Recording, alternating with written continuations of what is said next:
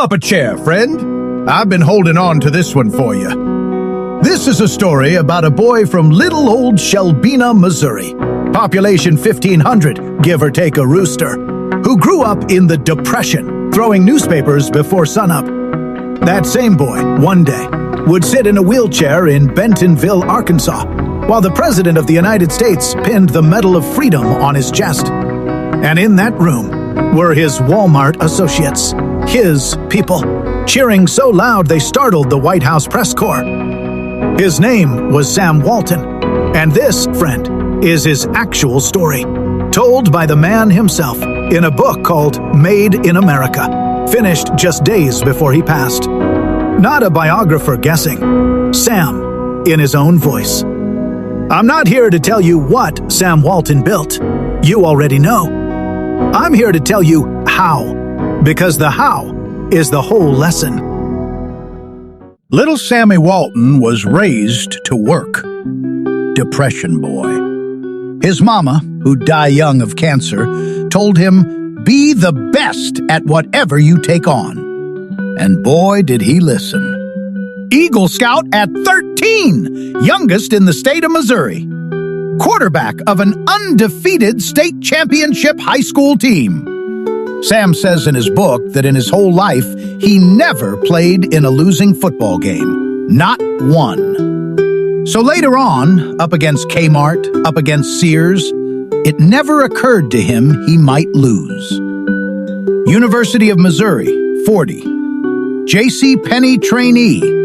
His supervisor told him flat out, "Walton, I'd fire you if you weren't such a good salesman. Maybe you're just not cut out for retail." Imagine that. Then the Army. And in a bowling alley in Claremore, Oklahoma, he met Helen Robson. Valentine's Day, 1943, married. When Sam got out of the Army in 45, he had two dreams: retail and be his own boss. He scraped together $5,000, borrowed $20,000 more from Helen's daddy, and was all set to buy himself a department store in St. Louis. That's when Helen laid down the law. Helen said, and these are her exact words in the book, "Sam, we've been married 2 years, and we've moved 16 times. I'll go with you any place you want, so long as you don't ask me to live in a big city. 10,000 people is enough for me. 10,000! No city bigger! And one more thing, no partnerships." Now, friend, stop and think. That one conversation between a husband and a wife is what sent Wal-Mart into the small towns of rural America instead of the big city downtowns. The entire strategy that would one day crush every giant in retailing. Helen wrote it on a napkin, and Sam listened. So he bought a tired little Ben Franklin variety store in Newport, Arkansas. $25,000. And when he got there, he found out he'd been suckered. Rent was 5% of sales. Nobody in the variety business paid 5%. The competitor across the street was doing twice his business. Sam was 27 and didn't know the first thing. So what did he do? He set a goal on his first day. Make this the best, most profitable variety store in Arkansas in 5 years. And he got to work. He studied his competitor every day, drove to Tennessee with a homemade trailer, stuffed it with wholesale goods, and brought them back so cheap it drove the Ben Franklin folks crazy. Popcorn machine on the sidewalk, $1,800 borrowed for an ice cream machine right beside it.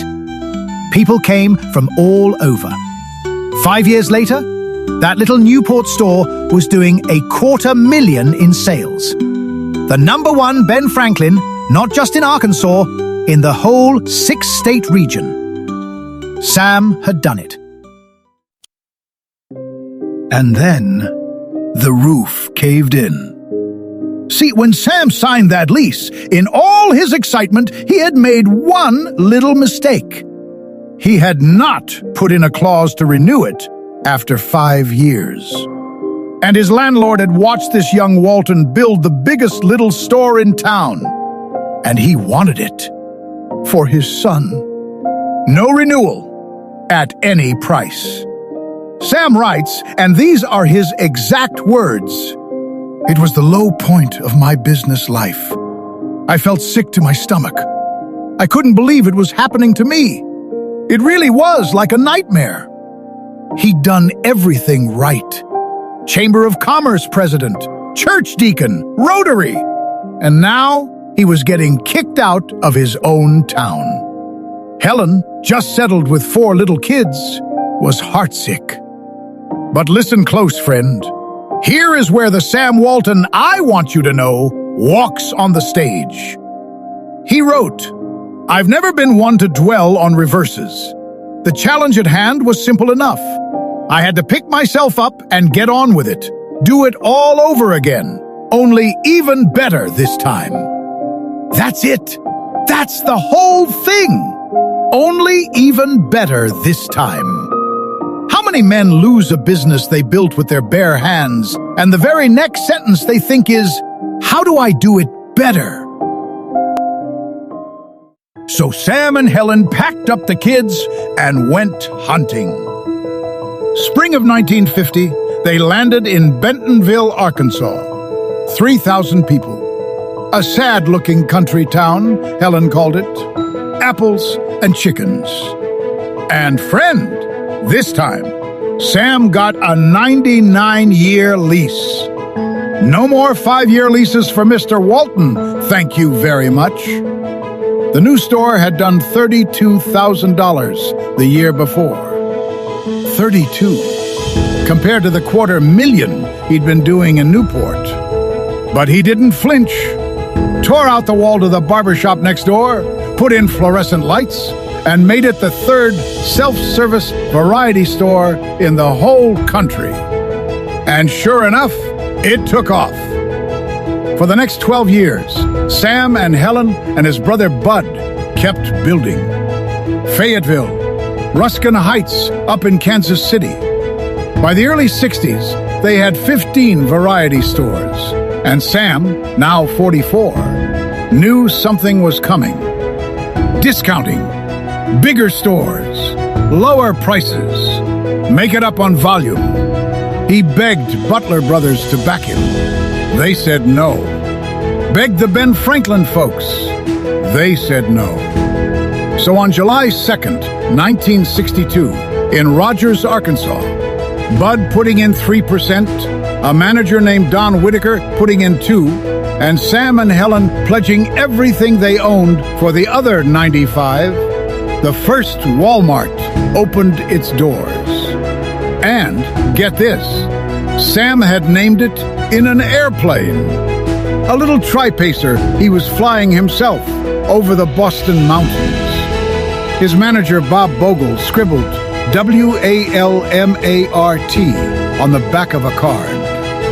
Sam said nothing. A few days later, Bogle drove by the building, and the sign man was already up a ladder with an M. That's Sam. He just did it. You want to know what kind of man Sam Walton was?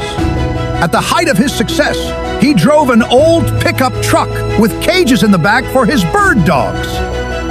Got his hair cut at the Bentonville barbershop like everybody else. Somebody asked him why he drove that truck, and he said, "What am I supposed to haul my dogs around in? A Rolls Royce?" And one time, his company beat their pre-tax profit target, and Sam had bet his CEO David Glass that if they hit it, he'd dance the hula on Wall Street. So down Sam goes to New York, and the richest man in America put on a grass skirt over his business suit and danced the hula on Wall Street in front of every reporter in town. He didn't care.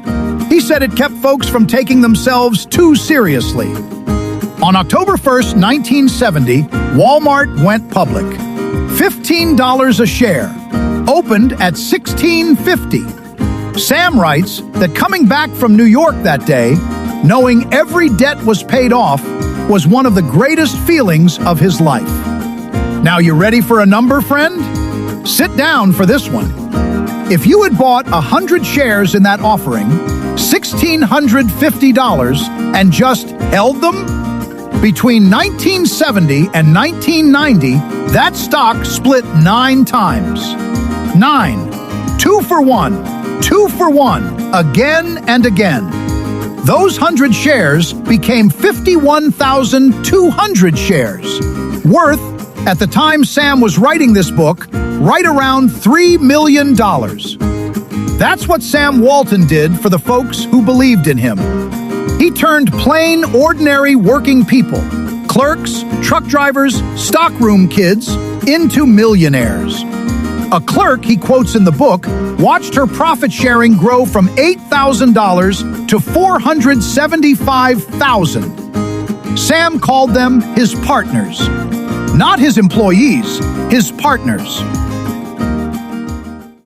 In early 1990, the doctors told Sam he had bone cancer, multiple myeloma. He took his medicine, but he never dwelled on it. He just kept flying his plane from store to store, visiting his people. And when he could feel the sickness catching up, he sat down with a writer named John Huey and got his story on paper. That's the book I'm holding right now, Made in America. On Tuesday, March 17th, 1992, in the Wal-Mart offices in Bentonville, President George H.W. Bush pinned the Medal of Freedom on Sam's chest. Sam was in a wheelchair by then. The room was full of his associates, and they cheered so loud they startled the White House press corps. Sam called that day the highlight of our entire career. Less than 3 weeks later, just days after his 74th birthday, Sam Walton died, peacefully, on a Sunday morning, April the 5th. But that little Ben Franklin store he lost in Newport? It had become a company that employed 400,000 associate partners. Let me ask you something, friend. The next time life yanks the rug out from under you, when the lease doesn't renew, when the promotion goes to somebody else's son, when the door slams shut on the store you built, what are you going to do? Sit in the parking lot and cry about fairness?